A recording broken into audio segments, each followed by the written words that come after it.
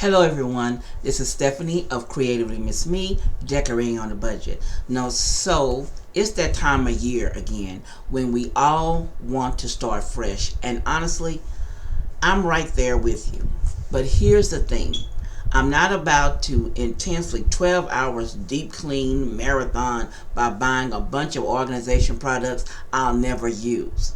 So today I'm sharing my actual realistic approach to resetting my home for the new year.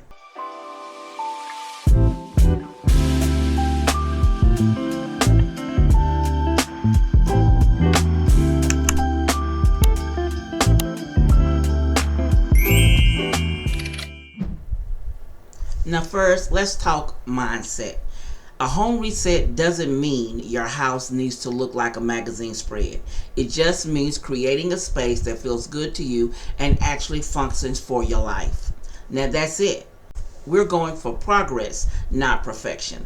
When I was growing up, my mother and my grandmothers always said that at the new year you clean out the old dust to get rid of like old problems or whatever, to start off the new year clean and fresh. So then you had to eat a certain way on the first day of New Year's to have your year be a better year. Now that's just what I grew up with. Instead of trying to tackle everything in one day, I break this into 3 simple phases that I do over a week or two. It's not just trying to run and do everything all at once. That would just burn you out. Now phase 1 is a quick declutter. I'm not being a full Maria Cantu situation here. I just walk through the room and with a donation bag or a trash bag, and I grab obvious stuff, things I haven't used in a month, duplicates, anything broken. It takes maybe 30 minutes per room. The key is not to overthink it. Now phase number 2 is the deep cleaning of the main areas. I focus on the kitchen, the bathroom, and the living room because those are where I spend most of my time. I'm talking about wiping down surfaces, cleaning the microwave, and scrubbing the bathroom. The guest rooms that nobody sees, that can wait. Phase number 3 is the reset. This is where I put the things back the way they actually make sense. Like if I never remember to put my keys on the hook by the door, maybe I need a bowl on the counter instead of that. Or work with your habits, not against them.